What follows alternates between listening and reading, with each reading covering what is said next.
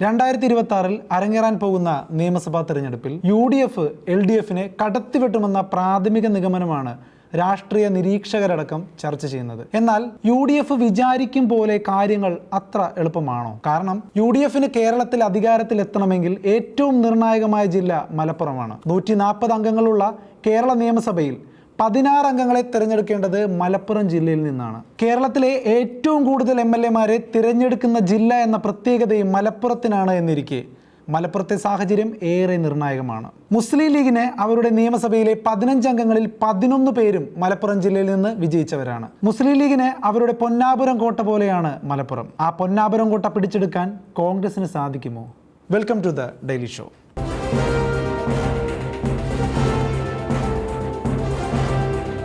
മലപ്പുറത്ത് ഇനി എന്തൊക്കെ പ്രതികൂല സാഹചര്യം വന്നാലും 10 സീറ്റുകൾ മുസ്ലിം ലീഗിന് എപ്പോഴും കിട്ടാറുണ്ട് എന്നത് തർക്കമില്ലാത്ത വസ്തുതയാണ്. 2021 നിയമസഭാ തെരഞ്ഞെടുപ്പിൽ തന്നെ 12ഓളം സീറ്റുകളിൽ മുസ്ലിം ലീഗ് മത്സരിച്ചപ്പോൾ അതിൽ 11 സീറ്റുകളിലും അവർക്ക് ജയിച്ചു കയറാൻ സാധിച്ചിരുന്നു. കോൺഗ്രസിന് 1 സീറ്റിൽ മാത്രമാണ് വിജയിക്കാൻ സാധിച്ചത്. ഇടതുമുന്നണിയുടെ കാര്യത്തിൽ മലപ്പുറം എങ്ങനെയാണ് എന്ന് പരിശോധിച്ചാൽ മലപ്പുറം ജില്ലയിലെ പൊന്നാനി സീറ്റ് CPM-ന്റെ ശക്തി കേന്ദ്രമാണ്. അതല്ലാതെ അവർക്ക് കിട്ടിയ മറ്റ് 3 സീറ്റുകൾ UDF പാളയത്തിൽ നിന്ന് അകന്നുമാറിയ നേതാക്കളെ സ്വതന്ത്രരായി രംഗത്തിറക്കി പിടിച്ചെടുത്തതാണ്. താനൂരും തവനൂരും നിലമ്പൂരുമാണ് ഈ 3 സീറ്റുകൾ നേടാനായത്. നിലവിൽ മന്ത്രിയായ V.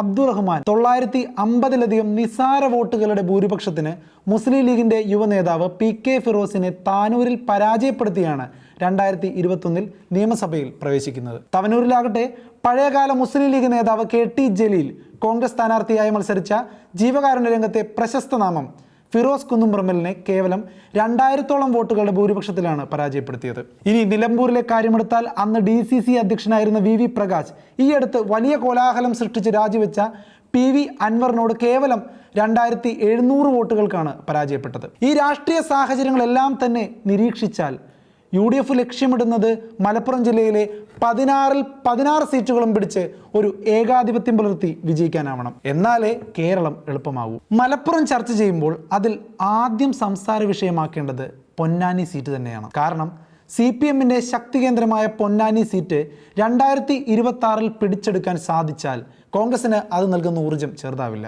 വലിയൊരു ഭൂരിപക്ഷത്തിലാണ് കഴിഞ്ഞവട്ടം പൊന്നാനി സീറ്റിൽ നിന്ന് സിറ്റിംഗ് MLA 75 വയസ്സുകാരനായ P. നന്ദകുമാർ വിജയിച്ച് ആ കോട്ട നിലനിർത്തിയത്. KM രോഹിത് എന്ന യുവ കോൺഗ്രസ് സ്ഥാനാർത്ഥിയെ 10,000-ലധികം വോട്ടുകൾക്കാണ് അദ്ദേഹം നിസ്സാരമായി പരാജയപ്പെടുത്തി കളഞ്ഞത്. പക്ഷേ ഇപ്രാവശ്യം സാഹചര്യം പഴയ പോലെയല്ല. പിണറായി വിജയൻ നയിക്കും സർക്കാരിനെതിരെ ഭരണവിരുദ്ധ വികാരം കേരളത്തിൽ അങ്ങോളം ഇങ്ങോളം അലയടിക്കുന്നുണ്ട്. മലപ്പുറത്ത് പൊന്നാനി മണ്ഡലത്തിലും വികാരം മറ്റൊന്നല്ല. അത് CPM-ന് തിരിച്ചടിയായേക്കാം. ഈ ഒരു ആനുകൂല്യം മുതലെടുക്കാനായാൽ മണ്ഡലത്തിൽ സജീവ സാന്നിധ്യമായി ഇപ്പോൾ നിലകൊള്ളുന്ന KM രോഹിത് എന്ന യുവ കോൺഗ്രസ് നേതാവിനെ വെച്ചുകൊണ്ട് തന്നെ പൊന്നാനിയിൽ നിന്നൊരു വിജയം കോൺഗ്രസിന് സാധ്യമാക്കിയെടുക്കാവുന്നതാണ്. കോൺഗ്രസ് കേന്ദ്രങ്ങളിൽ നിന്നുള്ള ആത്മവിശ്വാസവും ഇത് തന്നെയായിരിക്കും. ഈ ഒരു കാര്യത്തിൽ മുസ്ലിം ലീഗിന്റെ അകമഴിഞ്ഞ പിന്തുണയും കോൺഗ്രസിന് മുതൽക്കൂട്ടാണ്. പൊന്നാനി സീറ്റ് കഴിഞ്ഞാൽ പിന്നെ നിർണായകം നിലമ്പൂർ സീറ്റാണ്. MLA ആയിരുന്ന PV അൻവർ രാജിവെച്ച ഒഴിവിലേക്ക് ഈ നിയമസഭയുടെ കാലത്തിൽ തന്നെ നിലമ്പൂരിൽ ഉപതെരഞ്ഞെടുപ്പ് നടക്കാൻ പോവുകയാണ്. VS ജോയി എന്ന DCC അധ്യക്ഷനോ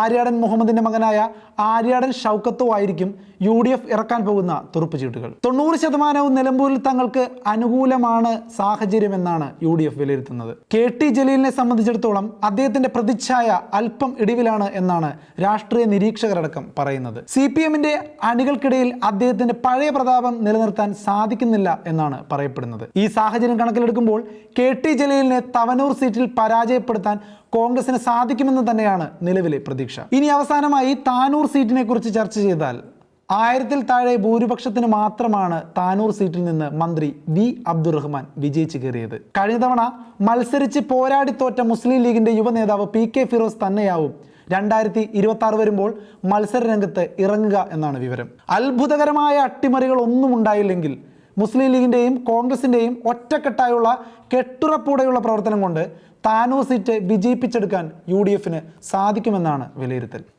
ഇനി പെരിന്തൽമണ്ണയിലെ സീറ്റിനെ കുറിച്ച് ചർച്ച ചെയ്താൽ കേരള ചരിത്രത്തിൽ തന്നെ ഏറ്റവും കുറഞ്ഞ ഭൂരിപക്ഷമായ 38 വോട്ടുകളുടെ ഭൂരിപക്ഷത്തിലാണ് നിലവിലെ മുസ്ലിം ലീഗിന്റെ പ്രതിനിധി നജീബ് കാന്തപുരം 2021 തെരഞ്ഞെടുപ്പിൽ ഇവിടെ നിന്നും വിജയിക്കുന്നത് എന്ന് ഓർക്കേണ്ടതാണ്.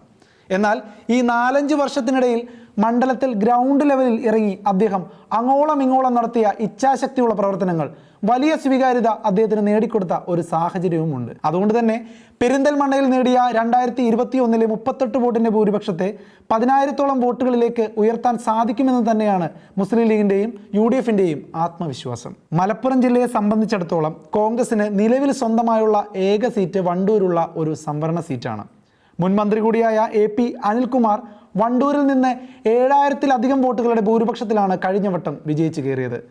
മറ്റു സീറ്റുകൾ എല്ലാം തന്നെ ഒരു ചർച്ചയ്ക്ക് പോലും പ്രസക്തിയില്ലാത്ത വിധം വളരെ ആധികാരികമായ ഭൂരിപക്ഷത്തിൽ, അതും ഏറ്റവും പ്രതികൂല സാഹചര്യത്തിൽ പോലും UDF വിജയിക്കാൻ സാധ്യതയുള്ളതാണ്. അങ്ങനെ ആകെ മൊത്തത്തിൽ നിലവിലെ രാഷ്ട്രീയ സാമൂഹിക സാഹചര്യം വിലയിരുത്തിയാൽ മുസ്ലിം ലീഗും കോൺഗ്രസും മലപ്പുറത്ത് ഒറ്റക്കെട്ടായി നിന്നാൽ 16-ൽ 16 സീറ്റും നേടിയെടുക്കാനുള്ള സാധ്യത തള്ളിക്കളയാൻ പറ്റാത്തതാണ്.